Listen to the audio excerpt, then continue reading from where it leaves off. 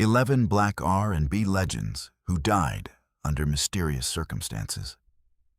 Death in the music world does not always arrive quietly. Sometimes it comes in a hotel room, a family home, a bathtub, a crash site, or a final phone call nobody understands. And when the artist is gone, the questions begin breathing louder than the official reports. On stage, they were untouchable, kings, queens, prophets, and angels of black music. But behind the records were pressure, addiction, illness, violence, broken contracts, and secrets buried beneath fame because the industry needed the image cleaner than the truth. Today on Black Hollywood Uncut, we're pulling back the curtain on 11 black R&B legends who died under mysterious circumstances. Stay until the very last second. Subscribe to Black Hollywood Uncut and hit the notification bell, because the final stories still haunt music history. Michael Jackson died, age 50 in 2009. Michael Jackson was not just another name in a tragic countdown. He was the blueprint for what modern fame could become: beautiful, impossible, and dangerous. From the moment he stood in front of his brothers in the Jackson 5, the world saw something rare: a child with the voice of an old soul, the timing of a genius, and the kind of presence that made cameras follow him before he even understood what the spotlight would cost. By the 1980s, Michael had become more than a singer. He was a global event. Thriller changed the music business. Billie Jean turned television into theater. Beat It crossed barriers that black artists had been fighting for decades to break. He was no longer just the boy from Gary, Indiana. He was the king of pop, a black superstar who forced the world to recognize that pop music, dance, video, fashion, and spectacle could never be the same again. But the higher Michael rose, the more isolated he became. The transcript presents his death as part of a larger mystery around power, control, and the people surrounding him. That should be handled carefully. What is publicly documented is already haunting enough. Michael died on June 25, 2009, at age 50, from acute propofol intoxication, and his personal physician, Conrad Murray, was later convicted of involuntary manslaughter. He had been preparing for the This Is It comeback concerts, a return that promised to place him back at the center of the world stage. That is what makes the ending feel so painful. Michael was surrounded by money, security, doctors, managers, fans, and a machine built around his name. Yet in the final hours, none of that could save him. His death became a global shock, but also a warning about what happens when a human being becomes an industry. Michael Jackson's legacy cannot be reduced to pills, rumors, trials, or tragedy. He changed black music. He changed performance. He changed what a music video could be. But his final chapter reminds us that even the brightest star can be trapped inside the very light that made him immortal. Whitney Houston died, age 48, in 2012. Whitney Houston's voice did not sound human the first time the world truly heard it. It sounded like something polished by church, pain, discipline, and destiny. Born into music, raised around gospel, soul, and greatness, Whitney stepped into the industry with a gift so rare that people did not just call her talented. They called her perfect, and perfection became both her crown and her prison. By the late 1980s and early 1990s, Whitney had become one of the biggest stars on earth. Her voice crossed pop, R&B, gospel, film, and global radio with a power few artists could match. I Want to Dance with Somebody, Greatest Love of All, I Will Always Love You. These were not just hits, they were cultural events. She made black excellence sound elegant, massive, and undeniable. Every note seemed controlled, every smile seemed effortless. But behind that image was a woman being asked to carry more than any human voice should. The transcript frames Whitney's final years as a mystery, surrounded by industry pressure, image control, and unanswered questions. That tone should be handled carefully. What is publicly documented is that Whitney struggled with substance use, public scrutiny, and the crushing burden of being treated as an untouchable icon while living as a wounded human being. On February 11, 2012, she was found dead in a bathtub at the Beverly Hilton Hotel. Her death was officially ruled an accidental drowning, with heart disease and cocaine use listed as contributing factors. But even when the official record is clear, the emotional questions remain. How does a woman with one of the most powerful voices in history become so isolated in her final chapter? How does the world cheer for the sound, but fail to protect the soul behind it? Whitney Houston died at only 48, but her legacy still rises above the tragedy. She changed the standard for vocal greatness. She opened doors for generations of black female singers, and even now, when her voice soars through a speaker, it feels less like memory and more like a prayer that never stopped reaching for heaven. Marvin Gaye died age 44 in 1984. Marvin Gaye was the sound of a beautiful wound. His voice could seduce, comfort, protest, and confess, sometimes all in the same breath. Born in Washington, D.C., he came into Motown as a smooth young singer. But over time, he became something far more dangerous to the industry. An artist with questions. Questions about war, about poverty, about the streets, about God, about love, about the pain Black America was expected to survive quietly. In the 1960s, Marvin became one of Motown's golden voices, but by the 1970s, he had grown beyond the polished formula. What's Going On turned him into a prophet of soul, a man singing from inside the nation's conscience. Mercy, Mercy Me, Inner City Blues. And the title track did not feel like ordinary records. They felt like warnings. Marvin was no longer just making music for romance. He was making music for a country in moral crisis. But behind the genius was deep, personal suffering. Marvin's childhood was marked by a harsh and complicated relationship with his father. As an adult, he battled depression, addiction, financial stress, and emotional instability. Fame gave him applause, but it did not give him peace. The transcript presents his death as something larger than one family argument, and emotionally, that is understandable. But the factual truth is already devastating enough. On April 1, 1984, one day before his 45th birthday, Marvin Gaye was shot and killed by his father, Marvin Gaye Sr., during a domestic dispute. That ending remains one of the most painful deaths in black music history. The man who asked the world, "What's going on?" died inside his own home, caught in the very kind of pain his music had spent years trying to understand.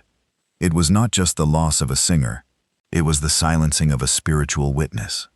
Marvin Gaye died at 44, but his voice still feels alive, because it was never built only for its time. It was built for every generation that looks at the world, feels something breaking, and still dares to ask why. Sam Cooke died age 33 in 1964. Sam Cooke was not simply the king of soul. He was one of the first black artists to understand that a voice could be more than entertainment. It could be ownership. It could be power. It could be a way out of the system that had spent decades turning black genius into profit for someone else. Born in Mississippi and raised in Chicago, Sam came out of gospel before crossing into popular music with a smoothness that felt almost dangerous in its control. His voice made love songs sound sacred. You Send Me, Cupid, Bring It On Home to Me, and Wonderful World carried warmth, charm, and elegance. But behind the beauty was a sharp business mind. Sam was not content to simply sing for a check.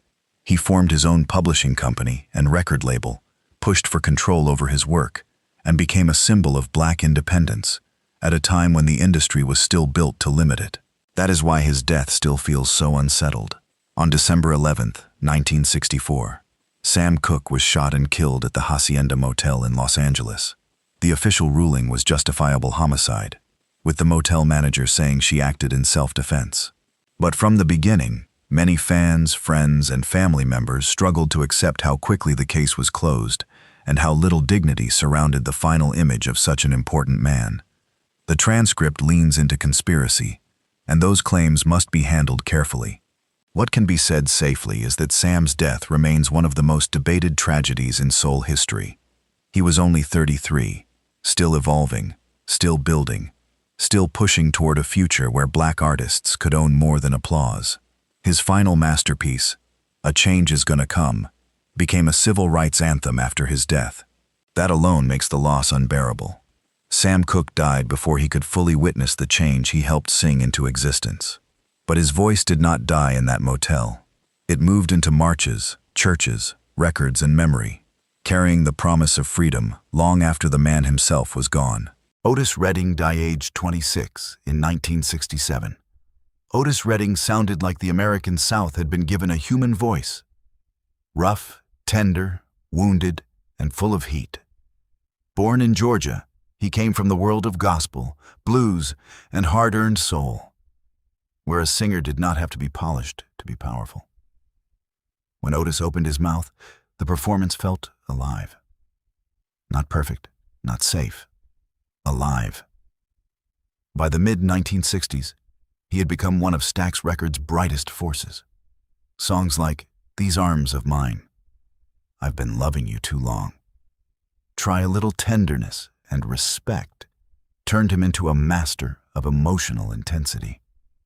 Otis did not simply sing love. He pleaded with it.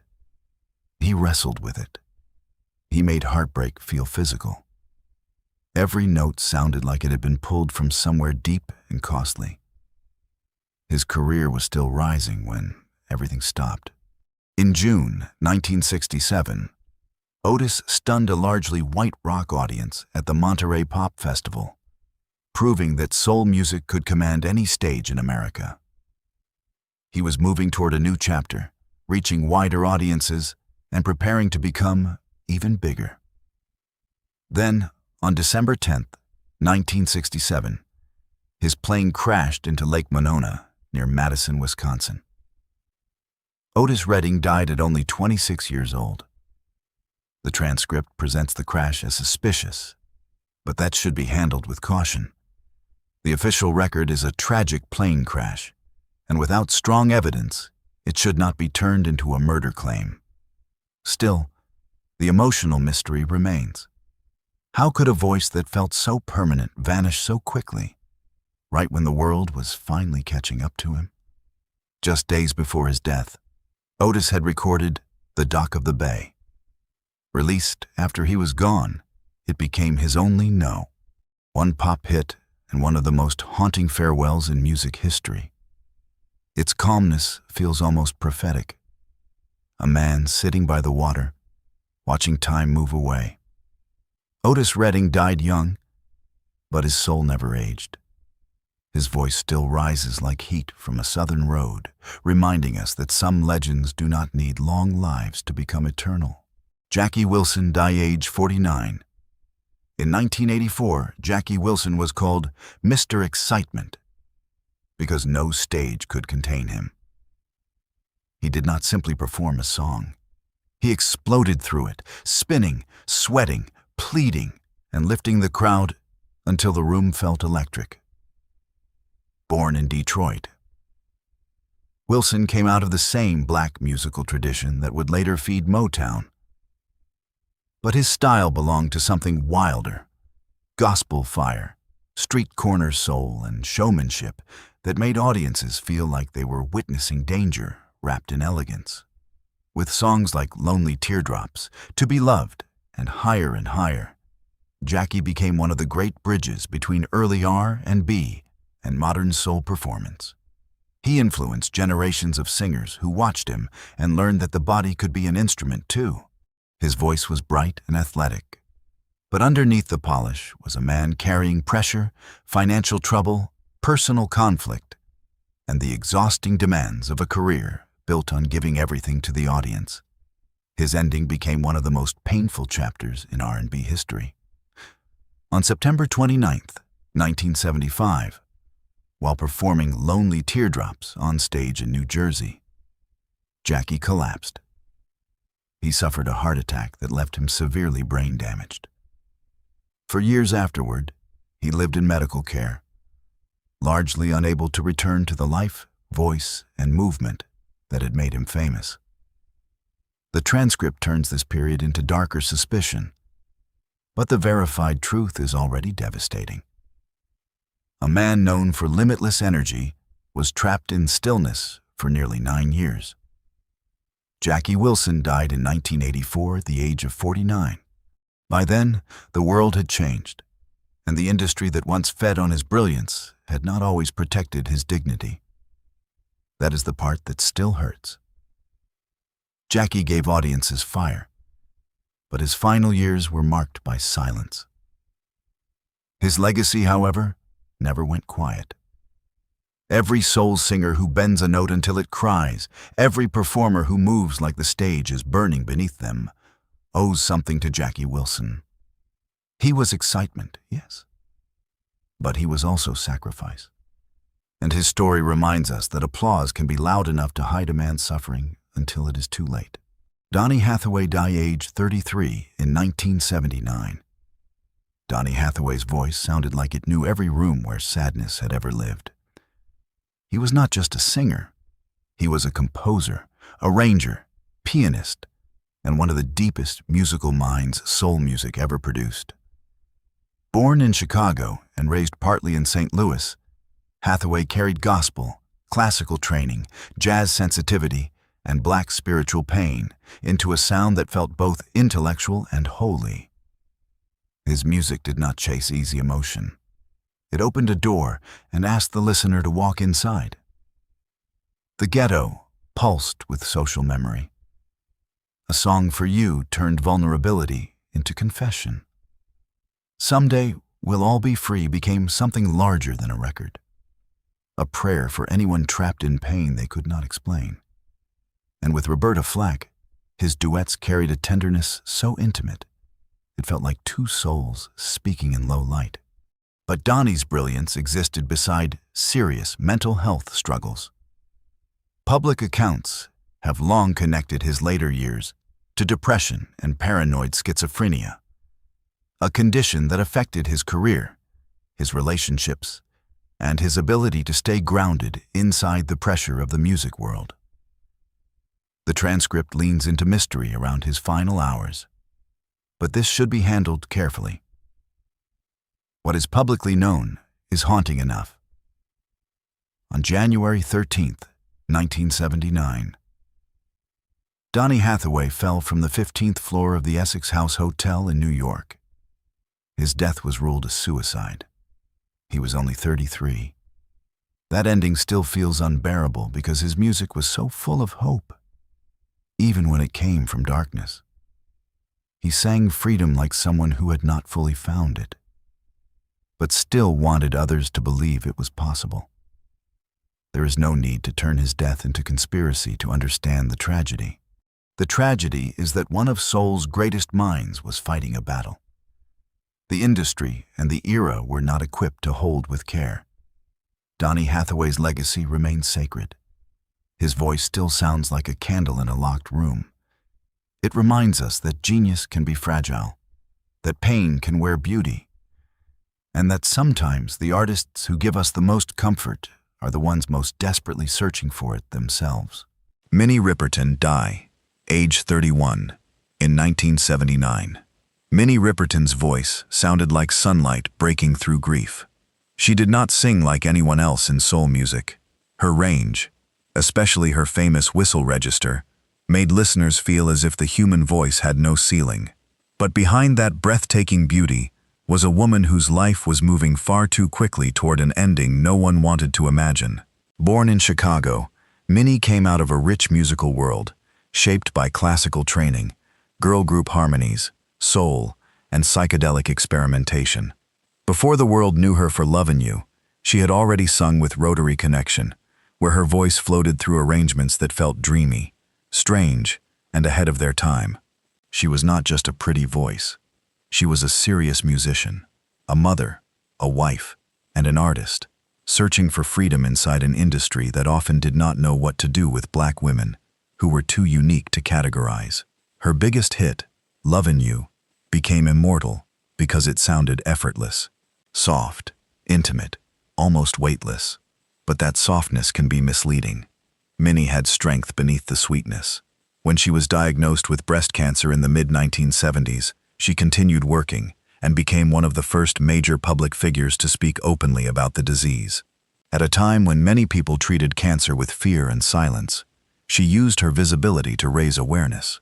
The transcript suggests industry pressure and hidden recordings around her final years.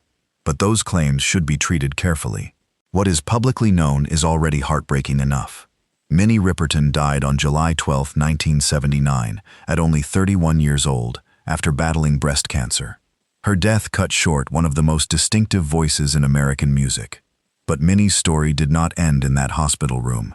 Her voice still lives in every singer who reaches for notes that seem impossible, and every listener who hears "Lovin' You" and feels time stop for a moment. Minnie Riperton was not only the woman with the high notes. She was tenderness, courage, motherhood, and soul. A reminder that some voices are so pure, even death cannot lower them. Florence Ballard died, age 32 in 1976. Florence Ballard was not supposed to become a footnote. She was one of the founding voices of the Supremes, the girl from Detroit whose power helped build the group before the world fully understood what Motown was becoming. In the beginning, Florence was not just standing beside history. She was helping create it, singing, dreaming, and pushing forward with the kind of raw confidence that made people pay attention. As the Supremes rose through the 1960s, they became more than a girl group. They became elegance, crossover success, black glamour, and a new image of what young black women could look and sound like on American television. But inside that rise, the spotlight began to shift. Diana Ross became the central face. Motown sharpened the image, and Florence slowly found herself pushed further away from the center of a group she had helped start. The transcript frames her death as surrounded by missing manuscripts and hidden industry secrets. But those details should be treated carefully. The real, documented tragedy is already devastating. Florence struggled after leaving the Supremes.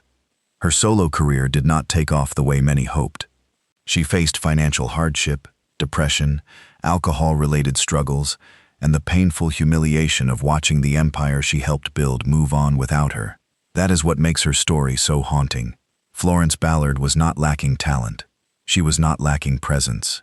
She was caught inside a machine that often rewarded polish over pain, obedience over honesty, and marketability over humanity. When the industry no longer knew what to do with her, it let her fall. Florence Ballard died in 1976, at only 32 years old from a heart attack. But her legacy is larger than the tragedy. She remains the original Supreme, a woman whose voice and presence helped open doors for black female groups in pop and soul. Her story reminds us that being first does not always mean being protected. Sometimes the people who help build the palace are the first ones locked outside its gates. Tammi Terrell died, age 24 in 1970. Tammi Terrell sounded like youth, romance, and sunlight, but her life carried shadows far too heavy for someone so young. Born Thomasina Montgomery, she entered the music business as a teenager, gifted with a voice that was bright, tender, and full of emotional promise. She had the kind of presence Motown loved, beautiful, elegant, charming, and built for the stage.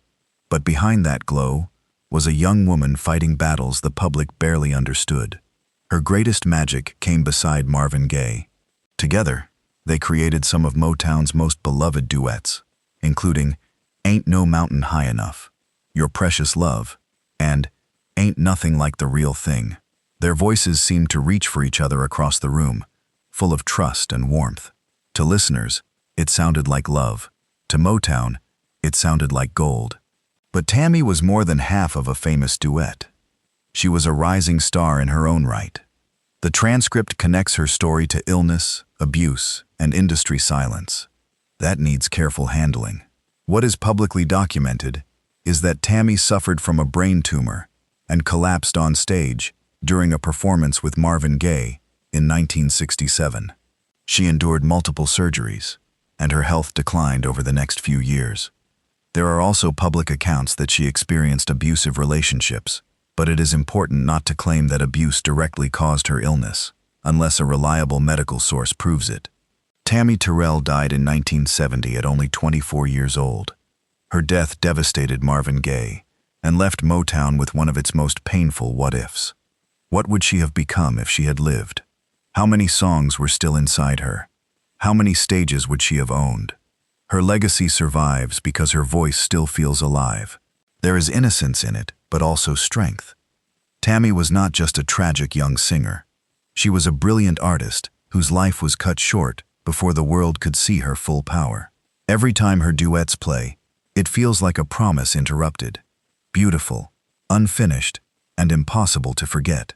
David Ruffin, die age 50, in 1991. David Ruffin had a voice that could turn heartbreak into thunder.